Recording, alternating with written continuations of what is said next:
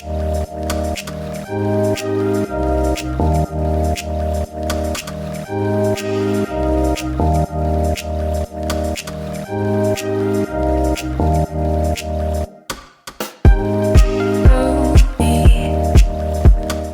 second generation Audi Q7 is a big deal, not only because the first generation was so successful, but because this is the platform that will be used for future Bentley, Volkswagen, Porsche, and VW models. In fact, SUVs actually make up 42% of Audi USA sales. How crazy is that? Taking a first look at the Q7, you can see that the grille has been completely redesigned. The front end is a lot more muscular and angular than the previous generation, which was smoother and more elegant looking. This looks more modern and sharp. Part of that is also because of the full LED front headlights and rear taillights. They've been completely redesigned and they look absolutely sharp. Those come standard on the upper level trims. There are 3 trim levels for the Q7. Premium, Premium Plus, and Prestige. This is the Prestige model, which is the highest end trim, starting at $63,400. What do you get for that? Well, it comes with 20-inch dual spoke wheels, which we have fitted here. It also comes with a 19-speaker Bose sound system, more leather, and a couple other amenities. This actually doesn't have the Bose speaker system in it. This actually doesn't have the 19-speaker Bose system. It has an upgraded $5,000 Bang & Olufsen 3D sound system, which is absolutely beautiful. If you're not an audiophile, then it's probably not worth the money. But if you really like listening to the best in the business in terms of audio quality, Bang & Olufsen is the way to go. Also standard on the Prestige model is a 3-liter supercharged V6. It's an option for the lower end trims. It produces 333 horsepower, mated with an 8-speed automatic transmission, which has paddle shifters mounted on the steering wheel. It means 0 to 60 can happen in 5.7 seconds. It doesn't actually feel that quick though. It's so big and isolated from the road. It scoots along and has plenty of passing power, but it definitely doesn't throw you back into your seat. Despite its more muscular looks, the new Q7 actually is 700 pounds lighter than the previous generation. A lot of that is due to new axles, which saved well over 100 pounds just between the axles. Also, an extensive use of aluminum was used throughout the body, adding up to 700 pounds of weight savings. That means the car is quicker. It also means it gets better fuel economy. The Q7, of course, features Audi's Drive Select. We've got lift/off-road, all-road, comfort, auto, dynamic, and individual. In dynamic, the steering stiffens, the throttle response is actually extremely aggressive, and the car feels much more like an actual car instead of an SUV. Still, there is a decent amount of body roll. This is nothing like an Audi SQ5. It's much bigger, it's got to push around more weight, and in order to be a comfortable SUV, it does have to have somewhat of a soft ride. When it's in comfort mode, it rides over bumps very well. You're very isolated from the cabin. Having just driven the Tesla Model X, which is almost twice as expensive as this as tested is $89,000. You don't hear any of that wind and road noise that you did in the Tesla, and I appreciate that. It makes it feel more serene in here. This interior color is pistachio beige. I am not a fan whatsoever. It looks really boring, and the other interior color options make it look a lot more luxurious in here. We've also got the luxury package, $6,000 option, which gives you more extended leather. We've got Alcantara on the headliner. We also have heated, ventilated, and massaging front seats. You can activate the massage via a toggle on the side of the seat. We've got tons of options for massage, wave, pulse, stretch, lumbar, shoulder, and they're actually pretty powerful, so you can actually feel the massage instead of it just being a little bit of a gimmick.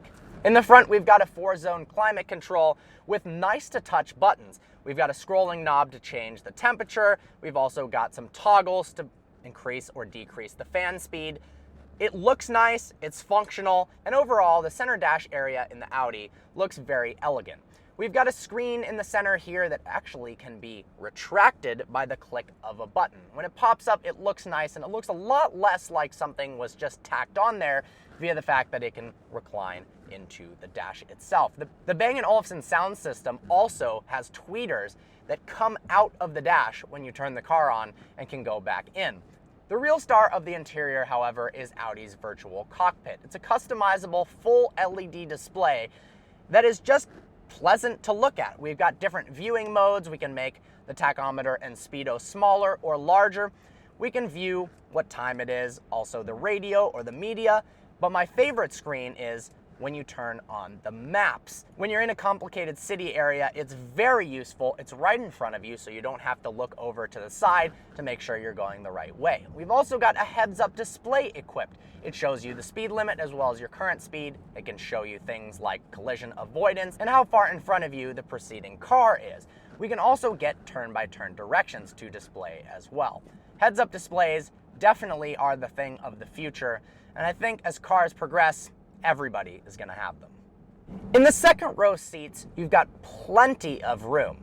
Sitting there as a full-size adult, not a problem at all. You could actually fit 3 full-size adults next to each other. It would be a little bit cramped, but headroom and legroom is plentiful. You've also got a lot of storage room in the back with an electronic hatch that can be opened via the key fob. The moonroof up here is also absolutely massive. Visibility-wise, it's great out of the front. I noticed that the low profile rear view mirror is actually rather small. So looking out that small window in the back, you actually don't have as much visibility as you would like. However, over the shoulder, because of that window in the back, you can see your blind spots very well. We've also got blind spot detection that's located in the side of the mirror that lights up if you're trying to change lanes into a car that's next to you that you didn't see. Let's put the vehicle in sport mode, flick some downshifts. The transmission is relatively responsive, but definitely not. If you're in a full throttle scenario or you're heavily braking, the transmission actually responds very well. Having paddles on a luxury giant SUV isn't exactly what you'd think of, but in a world of SUVs like the Model X that can do 0 to 60 in under 3 seconds, I guess you've got to compete somehow in terms of making it a fun driving experience. In general, I'd probably leave it in drive and comfort mode. It just makes the driving experience the most relaxing. You can also leave it in auto mode, which automatically selects based on how you're driving and what the road conditions are like, sets up the suspension and the throttle response. But here's the thing. While it's got a decent amount of features, nothing about this SUV really wows me. It has nothing stand out, nothing incredible about it that would make you want to buy the Q7 over any of its competitors. And for $89,000 as priced, it's just too expensive for what you're getting. One gripe I have about the Q7 and Audi shifters in general is the location of the park. The park button is this tacky little button on the shift selector that feels horrible to press. Audi, please fix that.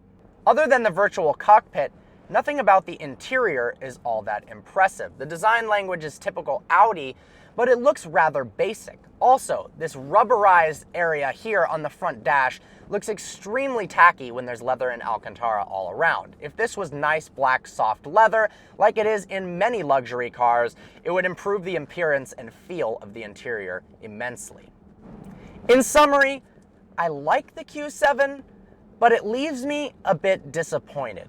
I feel like they could have done a lot more for the second generation to make it stand out from the pack, and it just seems like another good, but not great SUV. Well, I hope you enjoyed this video. Special thanks to Corporate Auto for providing the car. It's available there now. Make sure to check them out.